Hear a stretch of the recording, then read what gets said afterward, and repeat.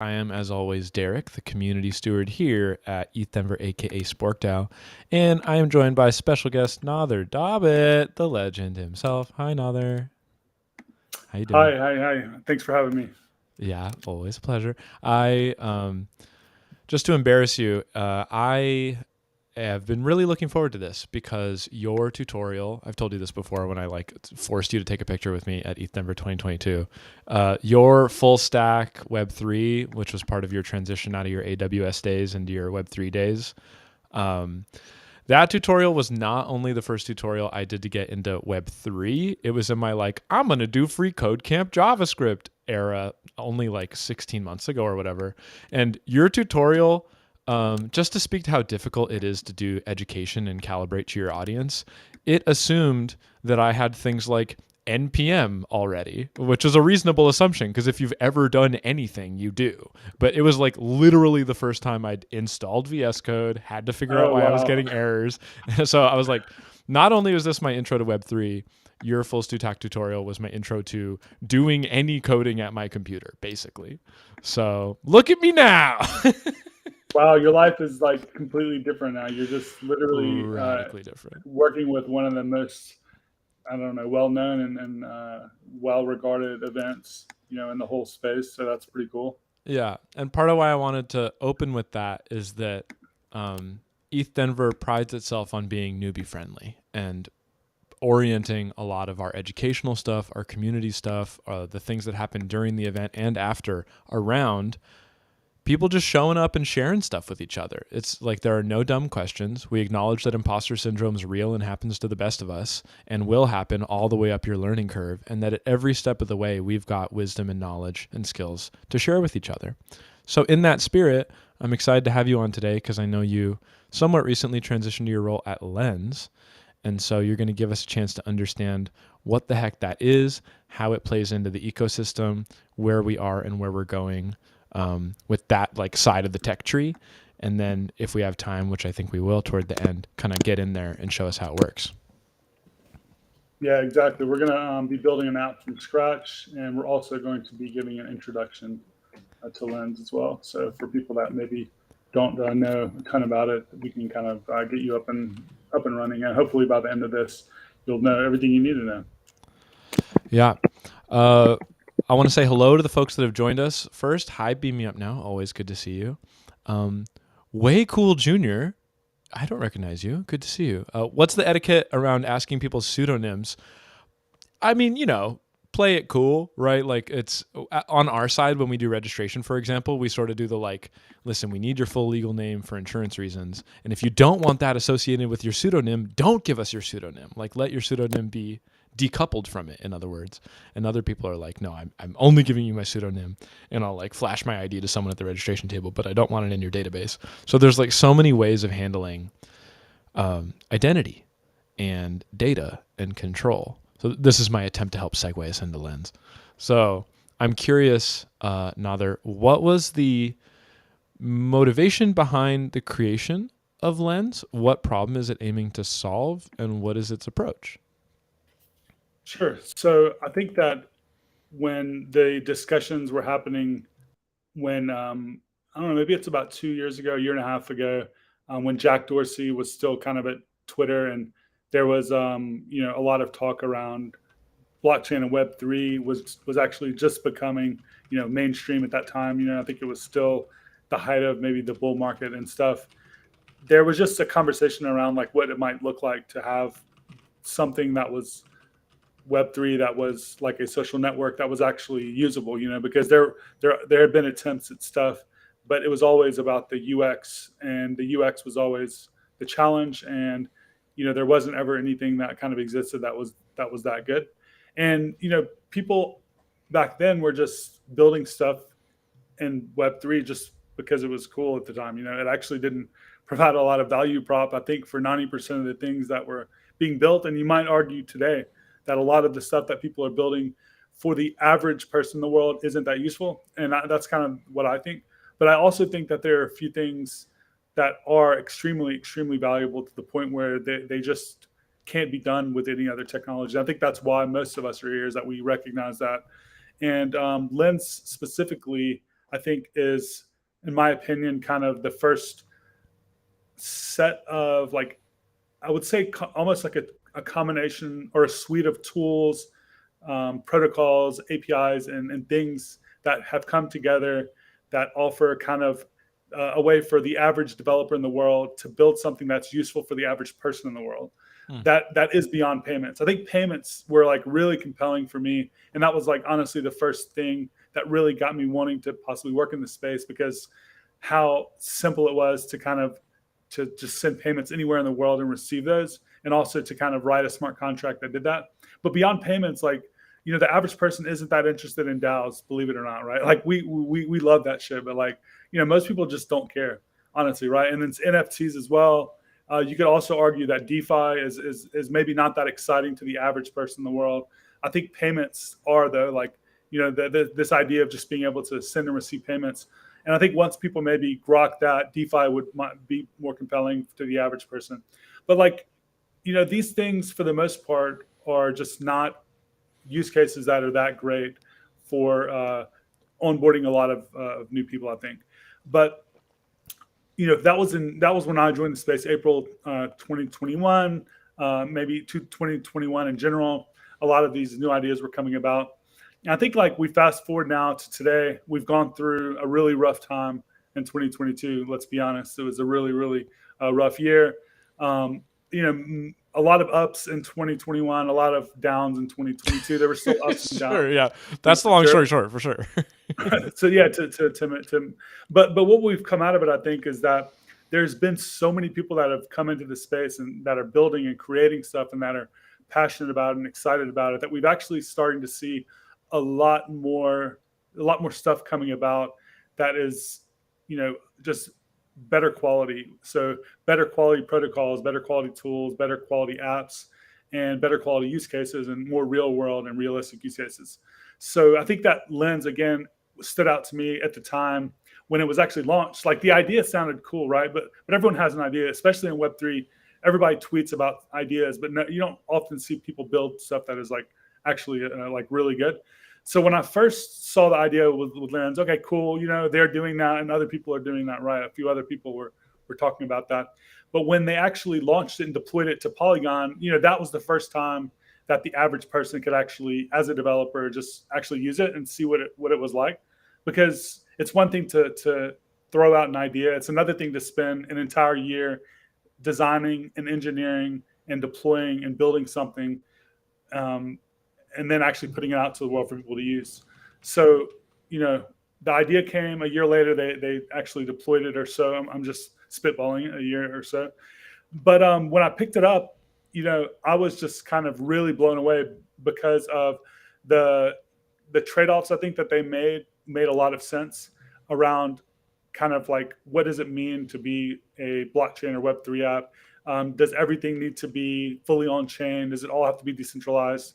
I think the things that we need to focus on would be finding the great qualities that are enabled by these decentralized networks and protocols, and then combining those with the high quality UX that the average person is kind of used to, and then providing either existing or better and improved use cases than we had before. People aren't going to use apps because they're blockchain unless they're us. Like, I will use something because it's Web3 because I like it. But the average person that we're talking about doesn't really give a shit. Let's be quite honest, right? Like, and someone that's like been a developer for like 10 years, I've worked in all types of different, companies and situations and scenarios and industries, cloud, mobile, web. And the thing that stood out to me when I came into the space is like AWS was the last place I was at before I joined the blockchain space, that we would have customers and they would come to us and they would have a service running on AWS, and they would say, we need to shave off 200 milliseconds or 300 milliseconds off of our latency for this service because we're losing millions of dollars because people like leave the app because it's too much friction. We're talking about 200 or 300 milliseconds of latency. That was a big concern for them because people were like leaving and not using their apps. And then you move into this industry and people think that the average person in the world is going to, first of all, go and find out like which wallet they're going to need and then download it and then understand and deal with like private keys and seed phrases, and then they're gonna like go and find the exchange in their country that works the best with whatever token that they need, maybe, and then they're gonna actually KYC and then transfer money from their bank account into that exchange, wait a few days, buy the correct token, transfer it to their wallet, and then be on the right network and actually have the right token on the right network. And if not, go to some exchange, swap it out, Yeah, God. and then Yeah, where's and where's then my pay for it. USDC? No, no, no, no. You have Yeah. USDC on mainnet. You need USDC on Polygon. It's like, what's the I difference? mean, I this got a shit's bridge. complicated. Yeah, it's This hard. shit's complicated. Okay, so like, but my point is though, like, it really underscores the friction that the average person is actually in the world willing to deal with versus what we are offering.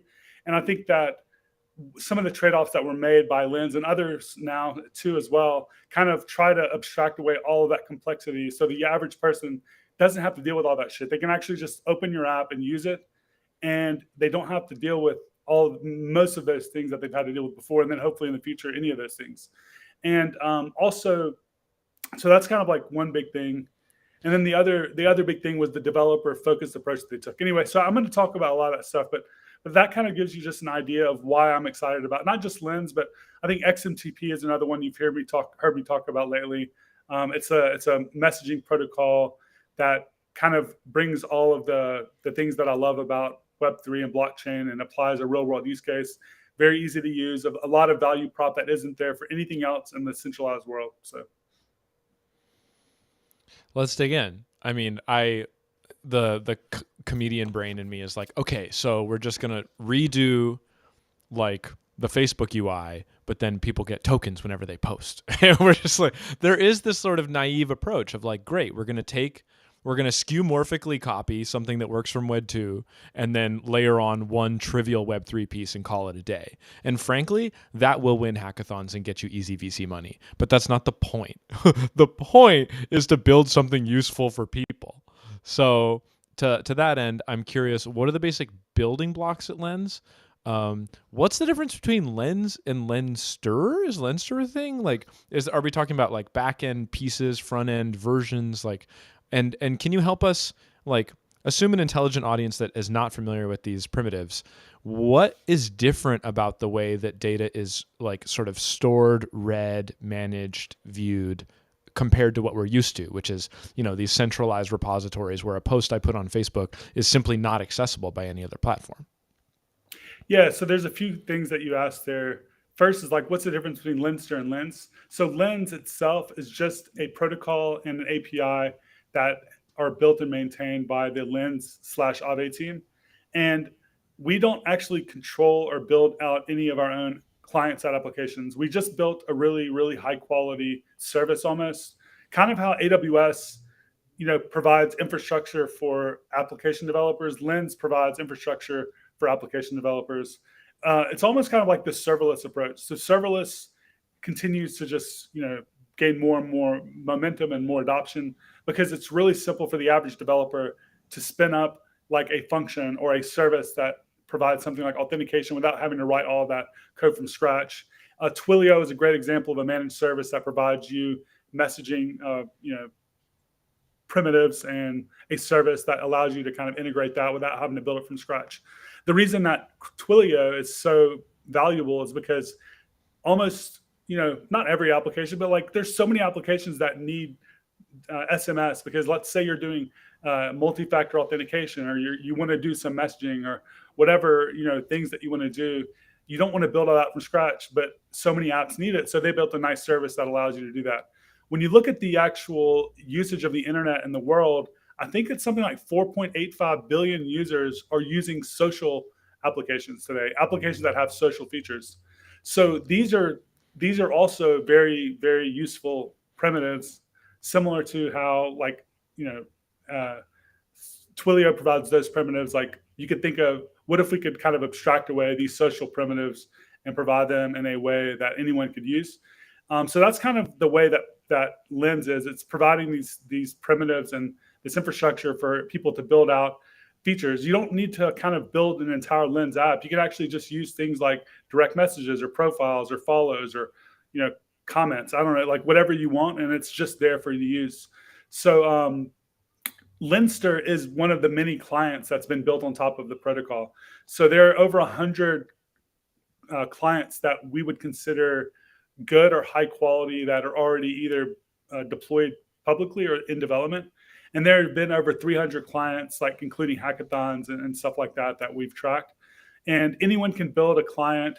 And the cool thing about something like Linster is that if you build another app that is different than Linster, that does something maybe that's different or better or for a certain use case, then everyone that has ever used any Lens app before can start using your app, and you inherit that entire user base. So you're kind of being able to tap into that user base and that community and that ecosystem. And I think that that's one of the reasons that a lot of people are wanting to build on Lens, because they kind of are not having to bootstrap not only all of their backend infrastructure from scratch, but they also don't have to bootstrap that ecosystem and that user base from scratch. They're kind of inheriting it. And then the second question you asked, was it more about like how the infrastructure works?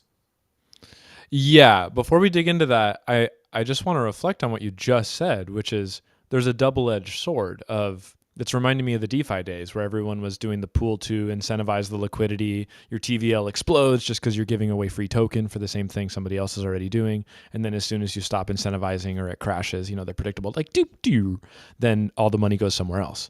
And there's a liquidity financially. So by analogy, the Lens protocol is attempting to create this liquidity of the data of the types of connections in the network so that different front ends could tap into it and be able to bootstrap users coming to their app. And just as equally, I guess I'm not trying to be salacious, but like be as vulnerable to somebody else coming along and having a better product because they no longer have the advantage of like vendor lock or like their centralized database.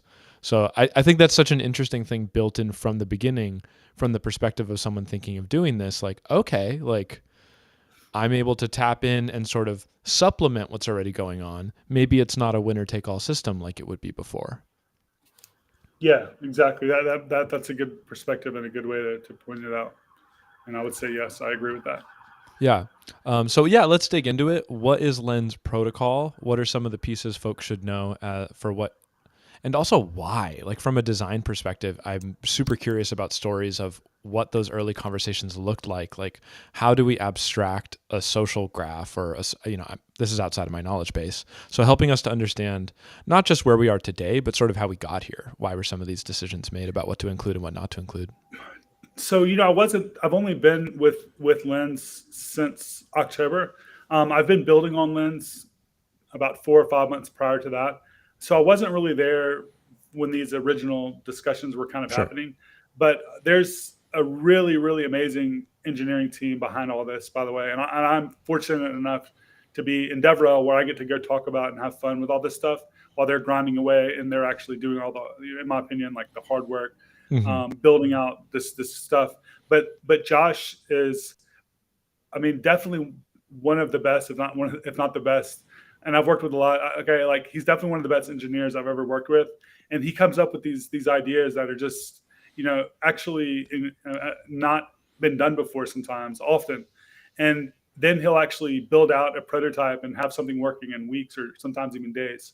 And this has happened so many times that kind of like a lot of the design decisions are kind of either made by him or a group of his team. And there's been a lot of things that they've done that are really, really innovative. And I think one of the most innovative things that they've done is actually going to be shipped in the next maybe weeks, maybe months max. That is going to scale kind of the entire protocol from where we're at today, which is kind of limited by the bandwidth of Polygon. It will be able to manage in the range of like 50,000 transactions per second. And if you know anything about blockchains, you know that that's a massive number compared to what you kind of see today with most protocols. And I can't really go into the details because it's still kind of not public yet. But it's very, very cool what they've figured out to kind of make this work. It's still using Polygon. We're still working on Polygon. We've also added some interesting stuff around data availability to kind of make this scale a lot better, so we can open this up to the world, because it's right now behind an allow list, and we want to kind of remove that.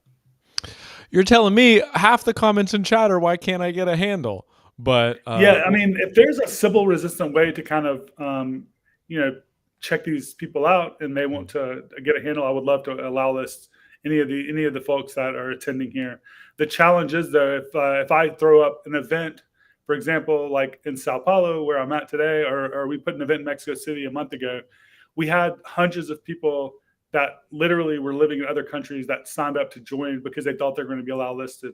When we tweet something out, we get hundreds or dozens, sometimes hundreds of people that are just bots that are trying to kind of get an allow list. So we're trying to be very, Yeah. thoughtful about who we allow list. But anyone that's genuinely, a person, like that's kind of a low, like, I would say barrier. But that's attending an event like this. Of course, like you care about developing a building, we want to allow this to. We're not going to open up to just everybody yet, but if you're here and you're an engineer and you want to build, we would love to have you in, and hopefully we can figure a way out after Okay. this to get you I in. have two questions for you before we dig into the meat of what you want to show us today. Alana is asking, is there anything about upcoming integrations in the pipeline that you're aware of, like collaborations or folks building on top of Lens that you wanted to highlight? Yeah, I mean, we have a lot of stuff, and you can just follow the Lens account and see it as we announce it. But basically, anything that isn't public yet, I'm not allowed to talk about. Sure. Um, No alpha, no alpha. Unfortunately, a lot of the stuff that we're working on that excites me though is around the protocol and the API that we're going to be adding more bandwidth, and we're going to be removing the allow list. I mean, that stuff's coming soon, and that's the stuff I'm excited about because like at that point, Lens will truly become kind of abstracted away in the background because it can almost serve as kind of an authentication and user profile system as Mm. well. So if someone builds an app and they don't want to build out the entire user profile system, they don't want to kind of like write all that stuff from scratch, then they can just allow someone to sign up through the protocol, and they can do that without needing to go through like any allow list like we're doing now. And Mm. that's going to really be, that's something we have so many apps that want to use that already that we're excited to kind of have that roll out at some point soon. So Okay. I'll hit you with a technical one that I think it'll probably make sense not to answer now, but can give us a lens, like pun not intended, in on the information we're about to receive. So there's a fundamental tension here between, like, as a design problem, to create something like a social graph protocol that's on chain and to balance which pieces of data are public, things are public by default, and private. So that, I mean, I'm already living in a world where I think it's bizarre that people put their ENS as their Twitter handle, and I can throw that into a Zapper or anything else and easily look at how much money they've gotten there, their whole on-chain history since day one, what's come and went, and for how much. That's bizarre to me. That, not that I think it's wrong or anything, but that we suddenly have jumped the shark culturally into a level of transparency that I think a lot of folks in the space are like, whoa, whoa, whoa, let's dial it back. Let's bring back in that lunar punk-esque conversation. What about zero knowledge? What about being able to do things in a way that preserves the privacy both of who I am, pseudonymity, and of what I do, like not having fully everything I do stored on chain forever, right? mm-hmm. So rather than dig into this particular question around like how is the data being stored, is it public, private, or not, this is maybe a segue into the actual nuts and bolts of how it works. Yeah, I mean, I would say the answer to that, there's a couple of things going on there. First of all, the design decisions take into account all that stuff, I think, already. First of all, we already have public and private. Okay, so let's look at existing social media. We have public and private. You're able to either have public conversations on your timeline or private conversations in your DMs. You're able to either make your entire your profile public or private. That's stuff you can do in the traditional world. With Lens, you can have public conversations that are just on your timeline, and you can also have encrypted private DMs that are stored on the XMTP protocol but are not able to be read by anyone other than the recipient, and they decrypt that with their wallet. And those are kind of the two main things. And then you also have gated publications that are built into the protocol as well. So you can actually, you can actually, post stuff on your timeline that no one can see unless they meet some type of criteria that's on chain. So that means they belong to a DAO, they hold a certain token, they follow your friend, they follow you, they've given you money in the past, whatever. It doesn't matter. You can literally have full control over that. So there is some aspect of public and private information as well.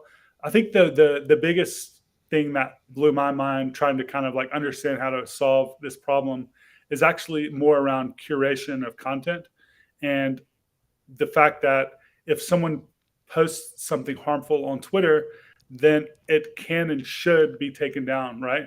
If someone posts like something that's illegal or whatever, then yeah, it should be taken down. So how do you deal with that on a protocol? Well, I think the answer is that the protocol obviously is permissionless and it's censorship resistant just by the nature of what a protocol is. But the APIs that are built on top of that don't have to be. So we choose already with our own API to censor certain information, and other people are building other APIs that choose their own rules around what that looks like. And client side applications can buy into whatever API that they want to use, and users can buy into whatever clients that they want to use. So Mm-hmm. you're still able to have control over the things that you see. There's still censorship resistance, built in without everyone being censored at the same time, if that makes any sense. Sure. I mean, I'm going to make a wild guess that somebody's already out of the 300 projects you mentioned that have tried out their hand at using Lens and to do their version of a front end. I'm going to go ahead and guess that only Lens is one of them, and that's as a like an Like OnlyFans play. OnlyFans, yeah, we Yeah, have someone building an OnlyFans, yeah. right. So, but just as an example of like different protocols are going to frame themselves as having different constraints on what is and is not allowed on the platform, whether that's nudity, whether that's profanity, whether that's limited scope of conversation, how much moderation, etc. So we're going to see that proliferate.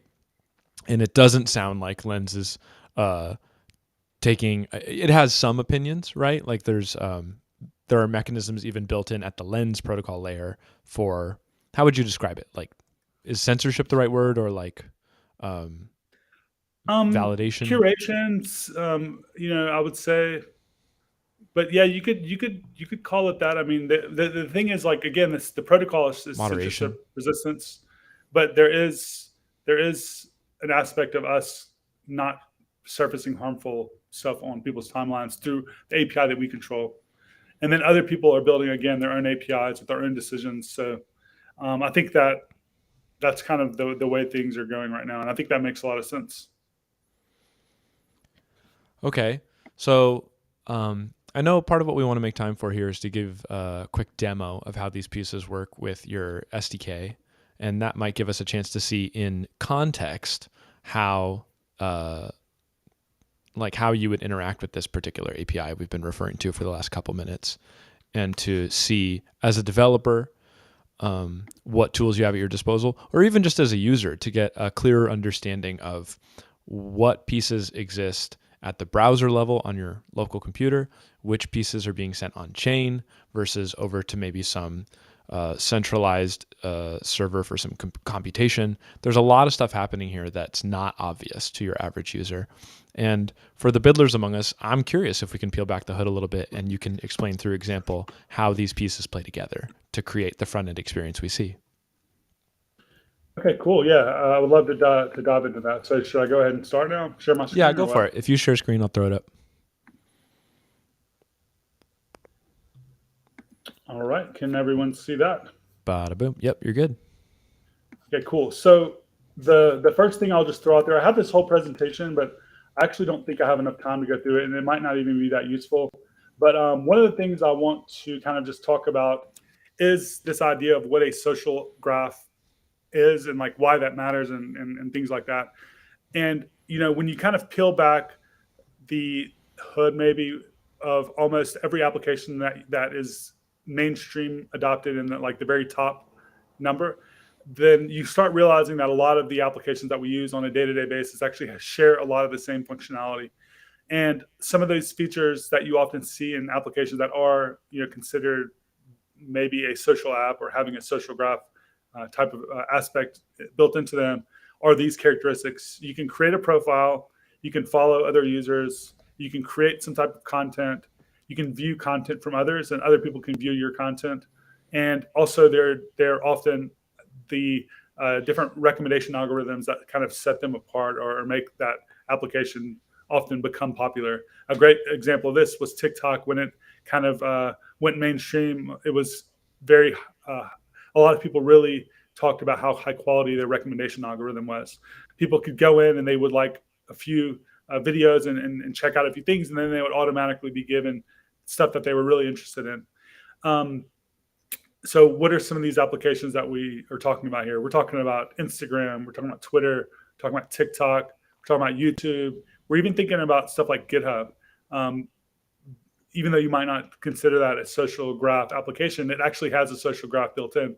A social graph doesn't have to be the main thing that's kind of shown to the user. We don't think of GitHub as a social application, but No, when it I kind of logged is. in last week, I saw my ex was working on some TypeScript practice. Like, there's a feed. Yeah.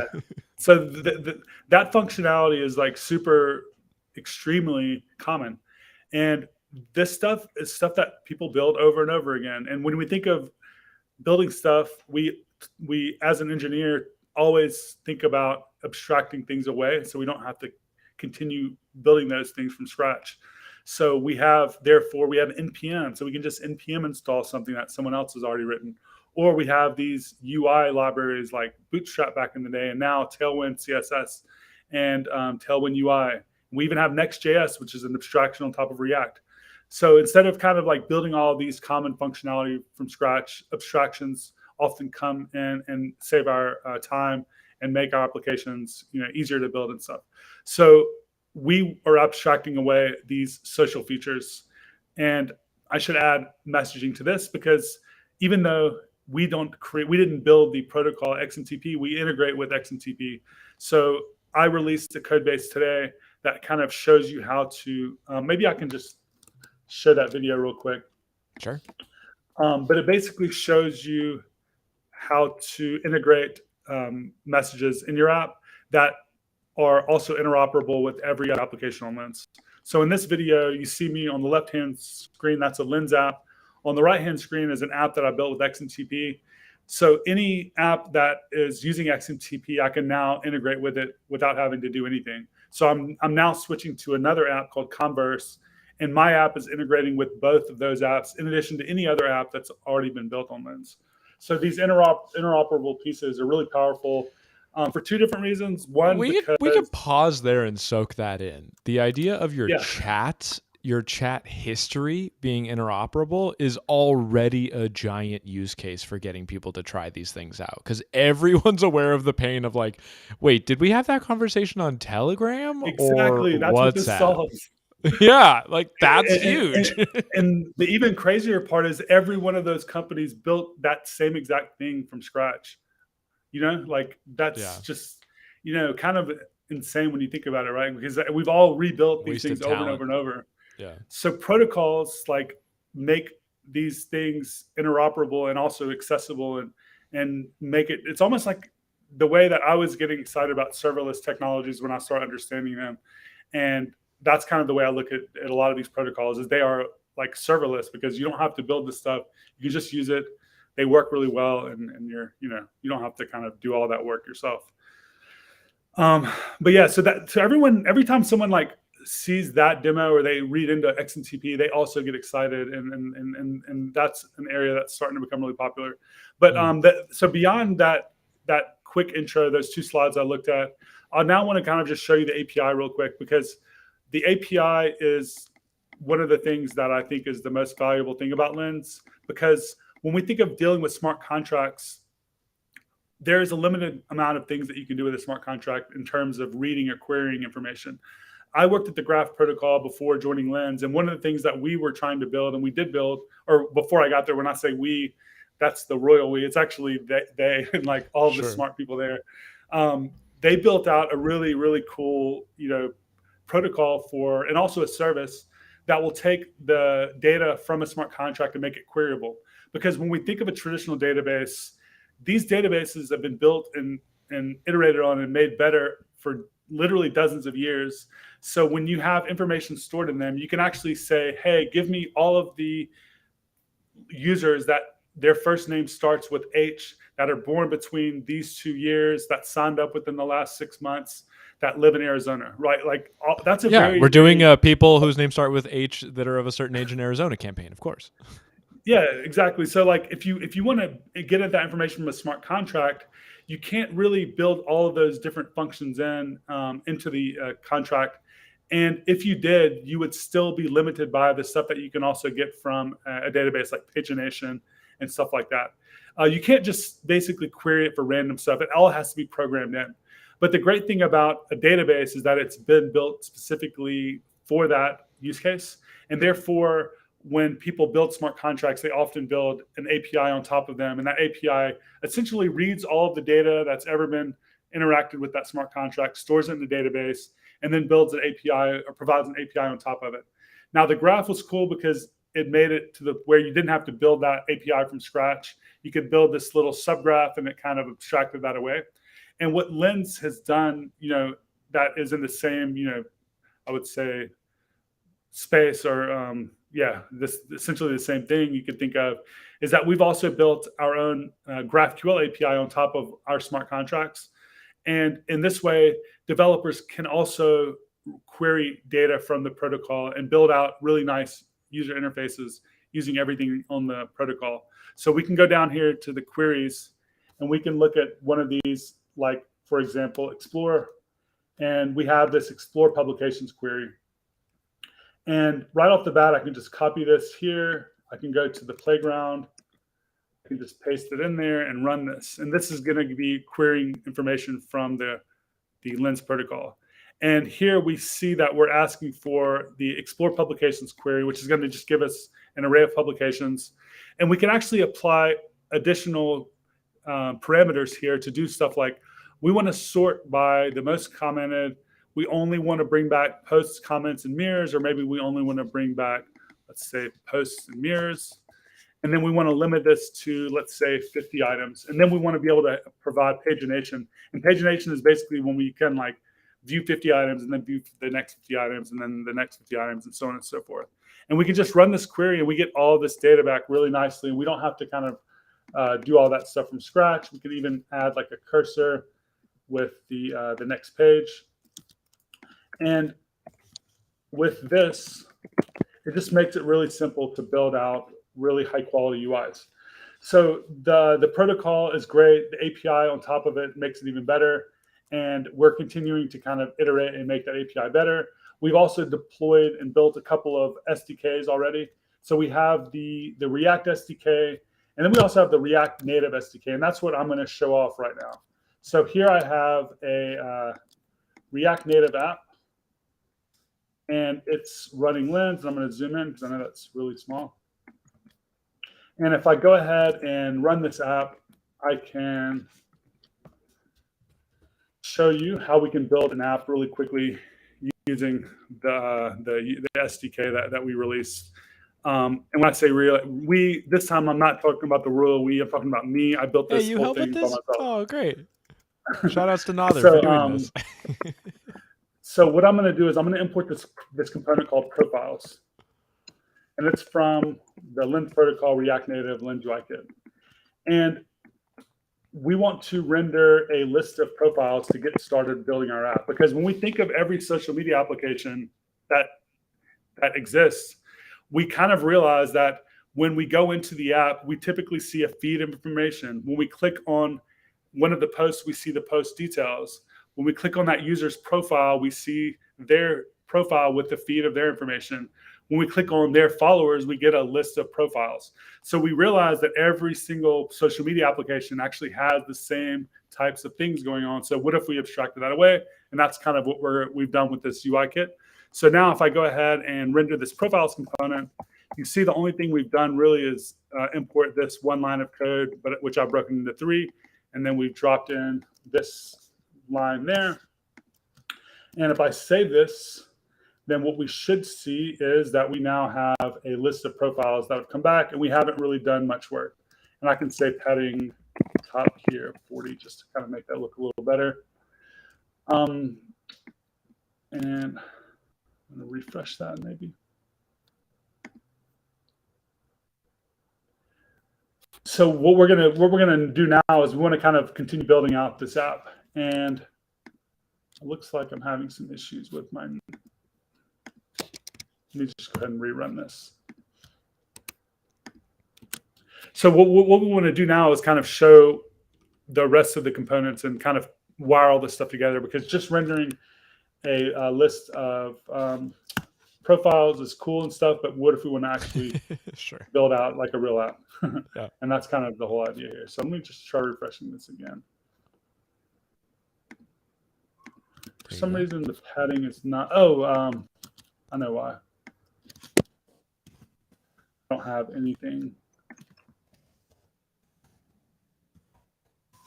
There we go. Yeah, if Yeah, people are anyway. curious about some of the syntax, you can join us on Front End Wednesdays. Yesterday, we were learning basic React components and how to style them and pass state up down. So Oh, if you're nice. watching this, like, I think Nader's cool and this stuff's fun to think about, but all this code stuff's over my head, stick around. I mean, you'll learn a few things. Well, this is a great place to start if you're new to coding too, because this one, okay, we've literally done 2 lines of code, and we have all of this to work with. Under the hood, this is hundreds of lines of code, obviously. So what we want to do is continue building this out. So what I'm going to do now is we want to actually be able to click on something and go somewhere. We want to be able to style this, make it look different, and we want to add all these other features. So what we're going to do now is we're going to bring in some navigation. And navigation is one of the things that you need in a mobile app to be able to navigate around. And the web, it's just hyperlinks, right? But in mobile, you need some type of navigation component. So instead of rendering the actual like entry point, we're going to actually render a nav. And this navigation is, I'm not going to kind of like go into React navigation. That error should be there. It's fine. But essentially, we're kind of wrapping the screens that we want here, and this is kind of the code that we're going to be working with. So the only thing I've done is like taken, removed the main component, dropped in a navigator, and the middle screen is the one we want to render. So we need a component called profiles, and we're going to go ahead and create that real quick. So I'll say profiles.js, and I'll say export default.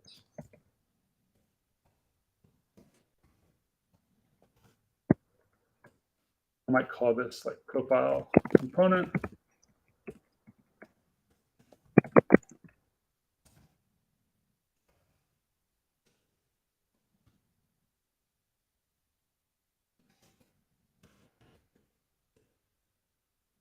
Okay, and we're just going to go ahead and return the profiles.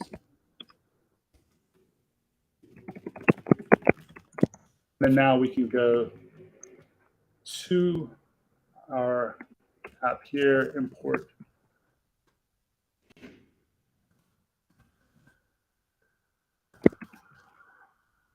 And we should be good to go. And what you're going to now see, if everything works correctly, which it doesn't. Let me go ahead and refresh here.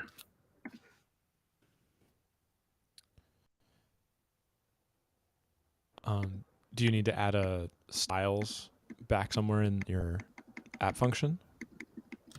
I think that was it I on the previous. don't think so yet. Okay. React Native is kind of as default. Wild. You know, I'm just gonna yeah, it's definitely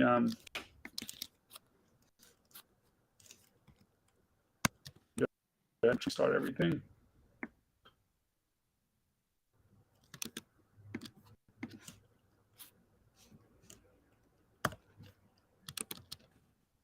Yeah, I mean, I'm sure there's probably a bug somewhere, but I think that we should be good to go for whatever that was.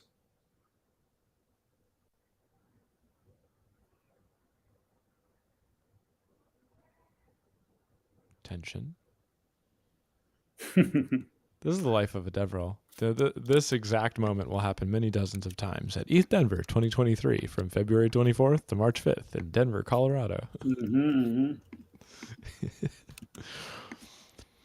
I think if I were DevRel, instead of doing live coding, I would just record the demo and then narrate over it, because this is a moment we all know very well. Not, yeah. As you're doing that, I'll wax on developer experience a little bit. Earlier in the week, we had Cami Ramos on to talk about Fuel Labs and Sway. Mm, And I know you and Cami are close. And it was really nice to see Fuel putting so much effort into the developer experience. Essentially, like as an organization and for a trajectory of their strategy, for its sticking the landing and existing in the space, they're completely optimizing for the developer experience. They've got whole teams of engineers creating well thought out SDKs, all of this to try to get people on board with using Sway, and there's not even a main net. Like it's not even out yeah, there. There's no TVL or anything, and they're just pumping money and time and creativity into this being a thoughtfully designed thing. And I see such a similarity to Lens's approach. We want to make this the kind of thing that's easy to use, thought through from day one, so that when folks are using it, they're going to avoid some headaches that we have preempted or tried to. And I know you didn't create XMTP, but there's a similarity in this like interoperability of the data. That's wild. So if you are a builder or a developer, and I would say if you're considering transitioning to being a developer and seeing what's happening right now and thinking, well, maybe this stuff's not for me, I assure you two things. One, this is part of the game. Debugging nonsense is part of the game. There's an entire skill set of figuring out why it's not working, and that yeah, never yeah, goes for sure. away. Nader, I'm you've actually going been. to see. Go ahead. No, I'm just You're going going to to go see the back and exact make moment. sure I didn't. If I messed This is around, no, this is one of the tricks. Everyone, take out your notebooks, hit undo a bunch of times. You need to like see if you can return to a working state and then move forward again and see where it broke. Obviously, part of why it broke is Nader's trying to move quickly for our sakes, but in the process of moving quickly, changed quite a few things at the same time and then wasn't clear which piece was responsible for the particular error he was seeing. So trick one, go back in time to when it works and then try again. Trick two, do not build a bunch of stuff before testing any of it. Like build one piece at a time, unless you're DevRel and you got to like fit it into a 30-minute talk or whatever. it's funny But because I literally built all this from scratch right before I started here, and it all was working fine. And I think it's still working fine. I think we just have some issue with Expo. is that the iOS simulator? Yeah, it's essentially the React Native framework I'm using Got it. Okay. that we're trying to build on. So we'll try this one more time. We'll get it working. It's just going to take a second. Not in a rush.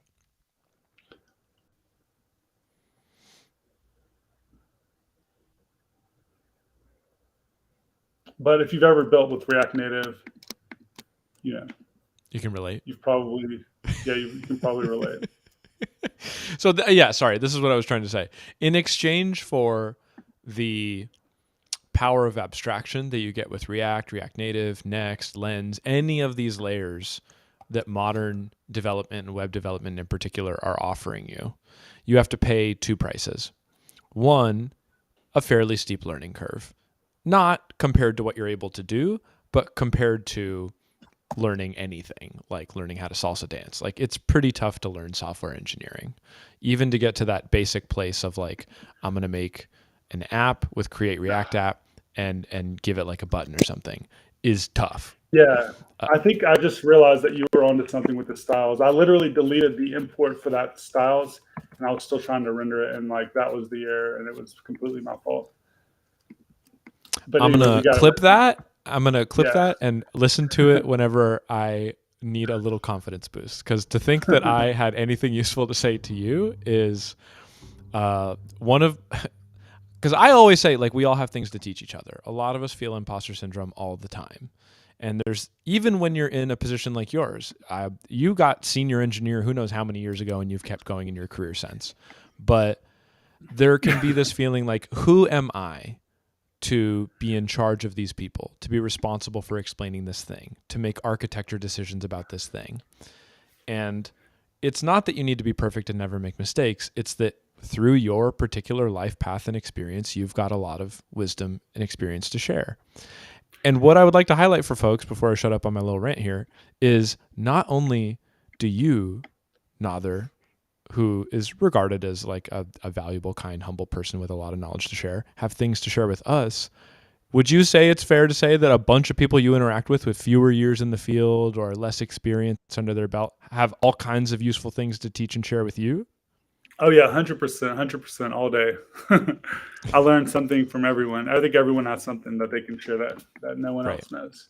Right. So I'm not trying to toot my own Okay. horn. I'm just trying to highlight this one little example of like even me, all I do is go through like baby's first React tic-tac-toe tutorial, and I noticed that like, oh, when you refactored it, we didn't do the style thing. And so pair programming. This is a plug for pair programming. If you want to learn, I encourage you. If you want to go fast, go alone. If you want to go far, go together, as the African proverb goes. So I appreciate you being here so we can go far together. Okay, so we have the navigation and stuff set up. So really all I did was kind of refactor that profiles component into this separate file, added navigation, so we can start doing stuff like clicking buttons and making things happen. So what I want to do is when we use that navigation, we actually have a navigation prop here. And we can now use that to say things like navigation push or whatever that exactly looks like. So what I want to do is redo the profiles component, and each component has anywhere between 5 to like 20 or 30 different props that I can receive. And these props are, able to customize your component. So what I have here is like this on profile press, and on profile press is going to get called when I click on the profile. And this receives an argument of profile, and then we can do whatever we want with that profile. So here I'm calling navigation.navigate, and we're navigating to a component called view profile, which will show the profile view, and we're passing in the profile itself as a prop. And in order to do that, we need to create this view profile file. So I'm going to say view profile.js, and I want to go ahead and quickly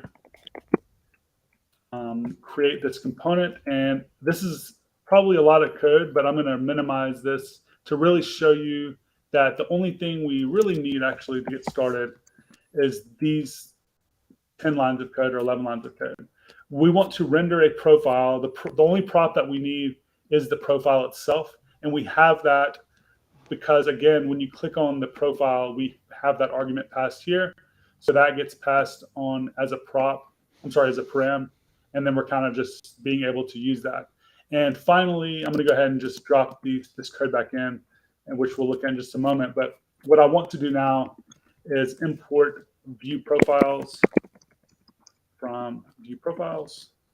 And we're going to add one more screen here. And this is going to be called view profiles and component view profiles. So what we have here, actually view profile, my bad. Tip number 2, if you are not sure what's not working, check whether it was single or plural. This genuinely happens all the time. So the idea should be now, if we click on a profile, we should be able to view the profile. So let's give that a shot. Boom! And boom. We click on Stanley's profile, and I have slow internet here. So some of these images are kind of like slow to load. But off the bat, we've really, without the navigation, theoretically could have done this all in maybe like 20 or so lines of code. And we already have a lot going on. So what we want to do now is we want to continue iterating. We want to add maybe a dark theme to this. So I can actually import from... There's a principle in software engineering, don't repeat yourself. This applies not only at the level of your own code base, like write one component and then use it 5 times instead of making it 5 times. This also applies at the level of abstraction across people. Let's not repeat ourselves in coding up dark mode a million times. Let's let somebody do that so I can import it and not have to, we don't have to repeat ourselves. Again, on this abstraction theme we're using. Okay, cool. So what I have imported now is this lens provider, which is optional, but if you add it, you can pass in global configuration. So you can configure stuff like, do you want to be on mainnet or do you want to be on testnet? Because all these API calls are still happening under the hood. And one of the things that we want to do is add a dark mode. So we're importing the theme, and we're going to pass that in as a global configuration. And when this loads, we have the dark theme, and we can actually make this even better by importing the dark theme from our navigation. And I think we can say theme is equal to dark theme. And boom, we now have a dark app. And that's pretty sweet. We are running low on time, so I'm just going to show off maybe two more, and then we'll just start wrapping it up. So the next thing I want to do is be able to, let's say here, maybe we want to view comments. So let's do view comments. And I want to be able to click on the comments from one of Stanley's posts and actually view those comments. So what I can do here is have this view comments component, and we're using a new component from the UI kit called feed.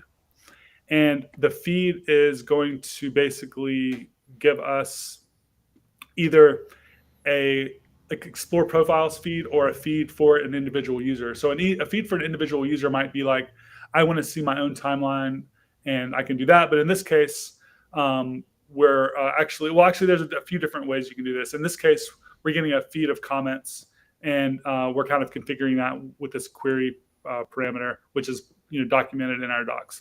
But the general idea is, like, for our comments, we're using the feed component, we're passing in a query, and then we're passing in this on comment press, which we're not going to deal with actually, since, well, let me think. Oh yeah, we can still do this actually, because we're going to be recursively viewing the same component again. Because like if a comment has comments, you can actually view the comments for that comment anyway. So we have the new view comments component. Let's go back to app.js, and we want to import view comments. And we'll do that. We'll drop it here. Actually, I'll drop it here at the bottom.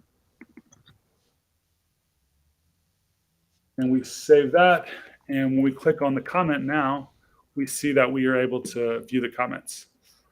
And we've kind of come a long way with not a whole lot of code. The last thing I want to do, though, instead of just showing a feed of profiles, we often want to be able to search for those profiles. And that's a much better, I think, user experience. So instead of us in the profiles component doing profiles, let's import the search component. And this is pretty simple. The only thing we need to do is replace the profiles with a search. And now we have a nice search bar at the top, and I can say, okay, Nader, and I can see that there's my profile, and we are now kind of still having the same functionality still built in, still working good, but we now have the search built in. So the search is something I just shipped a couple of days ago. It hasn't even really kind of been announced yet. I wanted to kind of like do a demo, record it, and then announce it. So I'll probably do that tomorrow. So you all are seeing that kind of for the first time, and that's it. So I'll go ahead and stop sharing. Sure. There we go. Look at that. So we got it working. We did. Recap.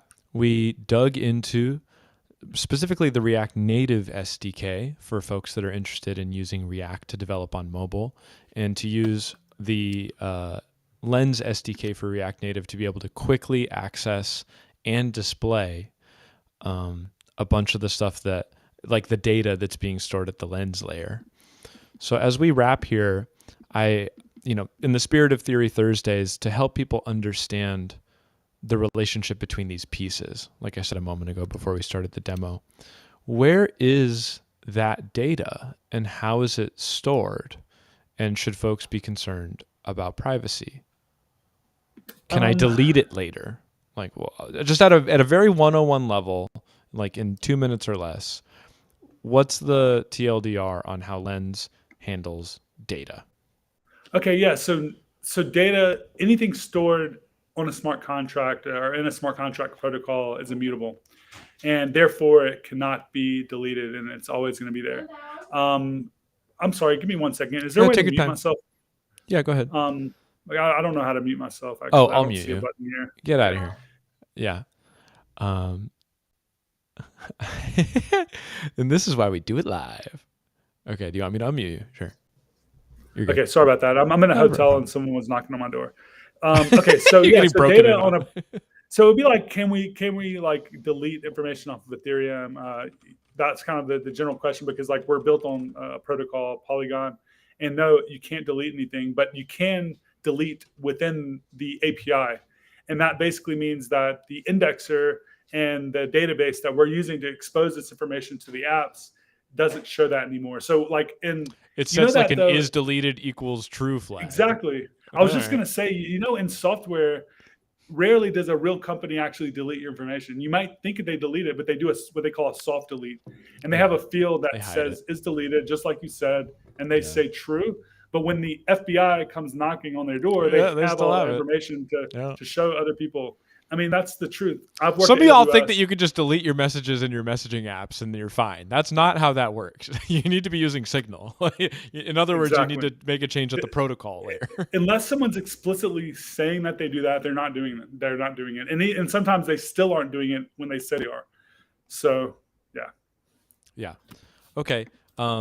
So all the But data you anyway, were, so the API, you yeah. can delete your stuff, and when people use the app, they're not going to see it anymore. So this is a great use case If for they don't like if I overwrite that, misspell something, or if I don't want to like talk about something I shared anymore. But if they went back to the chain and they like went through yeah. every interaction, they would see that original post Well, there. no, even this And yeah, happens in Reddit, for example. Through moderation, comments are deleted, but there exist forks or augments or supplements to Reddit to be able to read.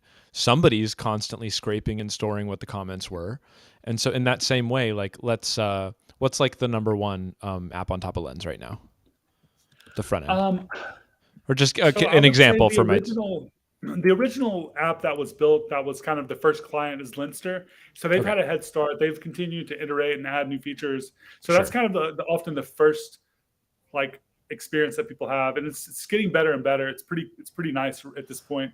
right, Since though, there's been a lot of like mobile clients and a lot of other like different clients. So a good one is Orb, a good one is Butterfly, Favor. Those are three mobile apps that are really good. There's a few other mobile apps that are going to be deployed soon. One of them is called Onboard. There's also a kind of like a suite of video or a set of video types of clients that are out there. LensTube is kind of like a YouTube. There's Lens Talk. There's people that are building out similar things as TikTok that aren't kind of using that name. I don't really like, I get why people want to use the names like LensTube and Lens Talk, because people automatically know what they are. Bootstrap, But I yeah, kind of prefer like original stuff sometimes. Orb, But either okay. way, yeah, yeah. But I like so I like sorry to all of it. finish I appreciate all the builders. my example is I can fork Lenster and then make a tweak to the code where it that like because you can overwrite the part of the library you're importing that says like hide is deleted equals true things. You could just overwrite that to like don't hide is deleted equals true things because that data's there. Salute.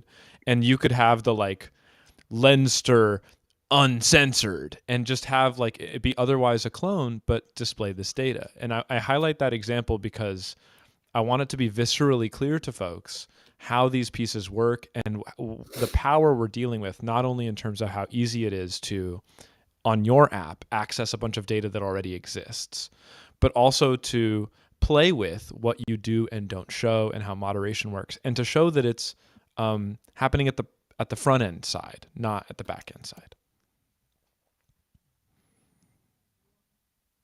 Plus, I Yep, just yep. wanted to say Lenster uncensored. That was just like a fun phrase that I wanted to get out. Lenster after dark. Okay, well, I know we're a few minutes over here, so I just want to say thank you so much, Nader. I've been looking forward to this a lot. If folks want to learn more about Lens, at Lens Protocol, did I get that right? That's it. Okay, and then if they want And then I'm to Nader.lens on Lens, and we're also Lens Protocol on Lens. Nader.lens. Yep, you have more followers on Lens than most of us have on Twitter, which I find funny, but that also makes sense. You're a core team at this point. Yeah, so learn more about them. Go to lens.xyz. We're thirsty for the getting on the list. Can you tell us, like, if I really, really, really wanted to get on the allow list or the whitelist in the next couple weeks or like before ETH Denver, what should I be doing? I mean, if you're here watching this and you want to get on the allow list, I would just kind of reach out to me maybe in a on Twitter or something like that, and kind of like don't just say, "Hey, I want a Are lens you? handle," because like Yeah. there's a million people that say it's kind of hard to parse all the information. But kind of introduce yourself, maybe link to your GitHub or link to whatever other any other social information. Doesn't have to like you don't have to dox yourself, but just something to show you're like an actual person Hmm. that is a valuable contributor to society because like again even people can reach out and they've It's a created Sybil hundreds of resistance profiles. thing. Yeah. Yeah, I mean like that's the thing, like people are airdrop hunters, they want to take the profile and sell it on OpenSea or whatever, so they'll create literally like hundreds of accounts and That's even if they brutal. have a social profile, it's not even a real person. But Yeah. um yeah, we had someone that signed up for 100 seats at one of the events that we put on that were like some name one, some name two, some name three at Gmail, like Not or even like trying. it was just like insane. So, Yeah. yeah, if you reach out and you're like a real person, share some information about you. We'll get you a allow list. Okay. Thank you so much for that. And if you want to learn how to become as Nader put it a moment ago, a valuable contributing member of society, keep watching these streams. We do it at the same time, Tuesday, Wednesday, and Thursday. We've got a lot of amazing guests coming up next week. And if you want to really sharpen your skills at ETH Denver, I strongly encourage you to check out Camp Biddle, an on-site 10-day free intensive boot camp we're doing with world-class education. Nader, can I follow up with you about potentially doing a guest lecture at Camp Biddle if you're going to be in Denver anyway? If I'm there, I would love to. Yes. Like, do you happen to know how early you're getting in? I'm going to be there on the morning of the 27th, but I have stuff like already He's a busy 27th, boy. 28th, and the first. Unfortunately, so I don't know if that's So going to busy. overlap. All right, fine. I had a spot reserved for you on the 24th if you were going to be there for all 10 days, Oh, but that's early. Yeah, I'm not going to be there that early, unfortunately. okay. We'll figure it out. I'll get you on as a guest again on the stream later. Thank you so much for coming by. For folks that want to follow up with Nader, he's very easy to find. I really appreciate your time, Nader. Hey, thank you so much for having me. It's been a pleasure. All right.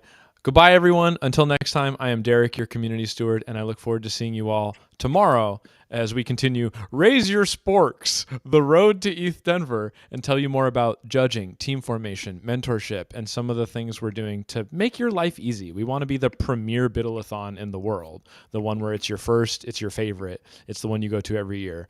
And so we've got a lot of stuff we're cooking up to make sure you have all the support you dream of along the way, before, during, and after the event, to biddle your projects. So if whether you want to biddle on Lens or you've got some other fun idea, I hope I see y'all tomorrow, right back here, but at 1 p.m. Mountain. All right, that's all for now. Bye. Bye, everyone. Thank you.